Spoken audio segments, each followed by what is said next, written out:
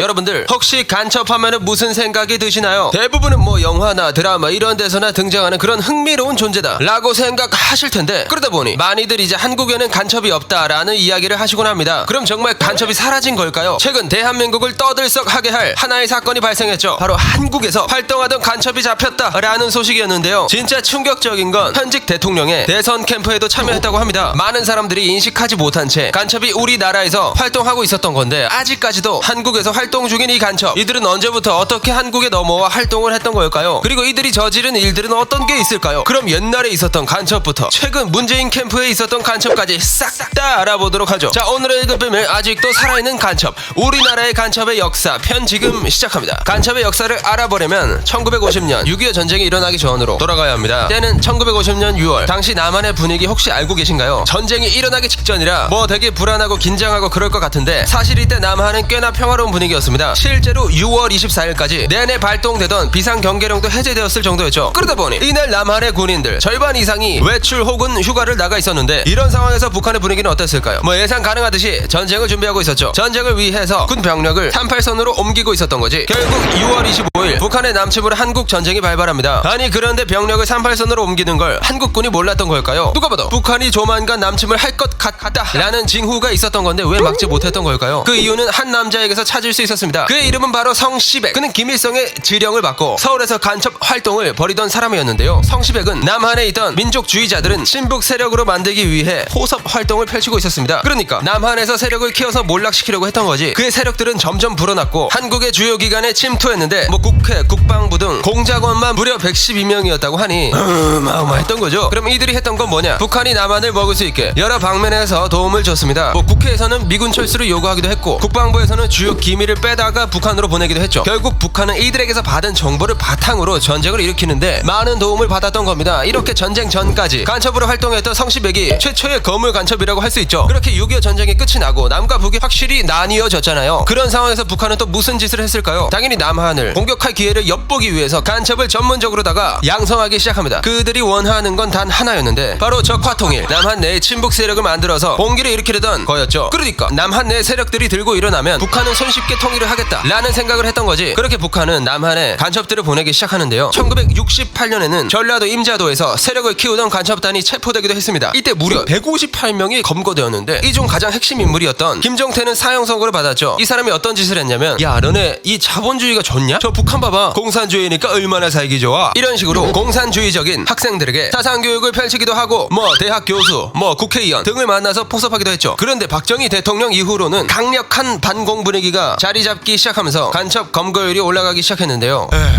저 박정희 새끼 때문에 간첩 한번 보내기 힘들구만 기래. 결국 북한의 간첩의 형태를 바꿀 수밖에 없었습니다. 얘네는 이제 어떻게 했을까요? 이전보다 더욱 심화된 교육을 하기 시작합니다. 뭐 한국어 교육이랑 문화 교육 등은 기본이고, 뭐 어느 곳을 가든 간에 당황하면 안 되잖아요. 그런 훈련들까지 다 받았다는 거죠. 그리고 간첩을 보내는 형태 역시 확실히 달라지게 됩니다. 1996년 7월에는 북한에 정보를 전달하던 한 간첩을 체포했는데, 그의 이름은 정수일. 한국에서는 무하마드 깐수라고 불리던 사람이었죠. 뭐 이슬람 학자로 활동하던 사람이었는데 외국인으로 위장해서 한국에 잠입해 있던 거지. 이처럼 북한은 외국에서 오랫동안 살게 해놓고 간첩으로 보내는 경우도 있었는데, 솔직히 외국인을 보고 북한 간첩이다 라고 생각하기는 힘들잖아요. 북한이 그걸 노렸던 거야. 그런데 이 무하마드 깐수는 간첩죄로 잡혀가고 나서 얼마 후에 다시 풀려났는데, 학술적 성과 그리고 적극적으로 간첩 행위에 협조하지 않았다 라는 이유였죠. 아니 뭐 북한에다가 정보 넘겼다며. 근데 어떻게 협조한 게 아니야 라고 생각하실 수도 있는데, 무하마드 깐수가 북한에 넘긴 자료가 뭐였냐면은 한국의 무슨 군사 기밀 이런 게 아니라 그냥 자신이 연구하던 아랍 연구 자료였던 겁니다. 북한에서도 아니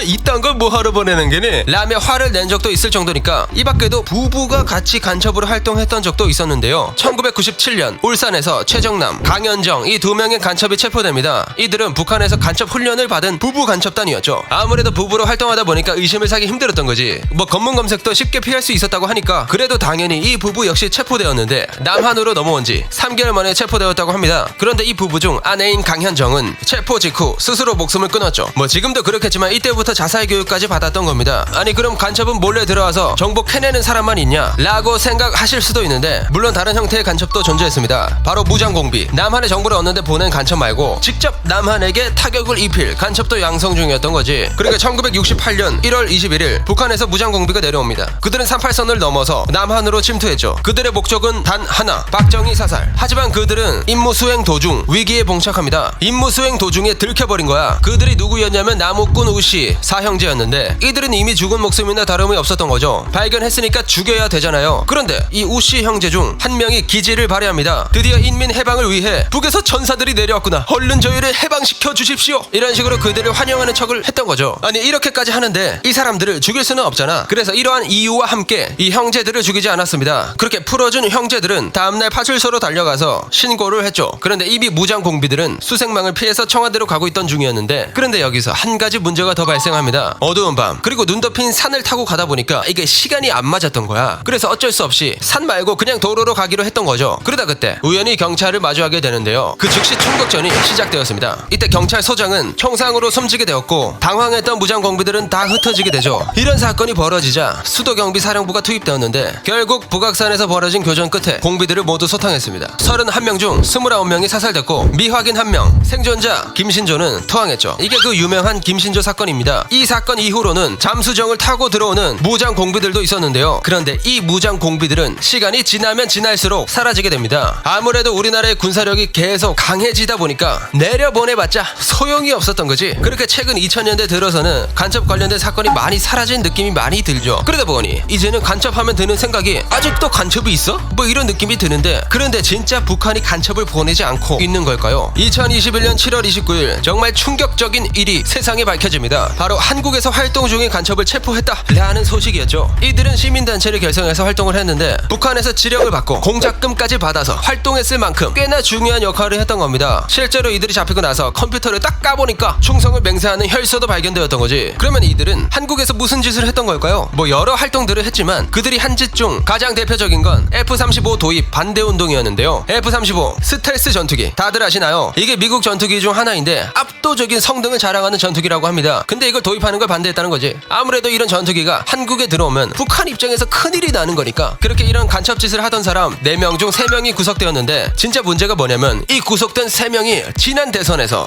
캠프 소속이었다는 겁니다. 이들이 캠프에서 활동하던 중에는 이미 공작금을 받고 지령도 받은 상태였던 거죠. 후에는 당연히 더불어민주당 의원도 만나고 다니는 등 정치권에 어느 정도 영향을 끼쳤습니다. 뭐 그래도 체포돼서 다행인 건데 문제는 이런 간첩들은 이전 간첩들과 달리 쉽게 찾아내기가 어렵다는 겁니다. 이전 간첩들은 사람을 만나서 지령을 받던지 아니면 어디 지령을 숨겨놓던지 했었는데 이제는 인터넷을 통해 지령을 받는다고 하니까 찾기가 더 힘든 거죠. 외국 이메일을 이용해서 정보도 전달하고 증거를 남기지 않으니까 이미 이런 사건이 세상에 드러난 만큼 이미 우리나라 곳곳에 간첩이 침투되어 있을 가능성이 상당히 높다고 생각하는데요. 어쩌면 우리 사회 곳곳에 이미 수많은 간첩들이 포섭 작전을 하고 있을지도 모릅니다. 더 끔찍한 건 이게 상당히 가능성이 높다는 사실이죠. 자, 그럼 이번 사건으로 간첩에 대한 경각심을 가지며 오늘의 1급 비밀 마치도록 하겠습니다. 다음에 또 다른 진실만을 담은 서류 1급 비밀 파일 들고 찾아오도록 하겠습니다. 감사합니다.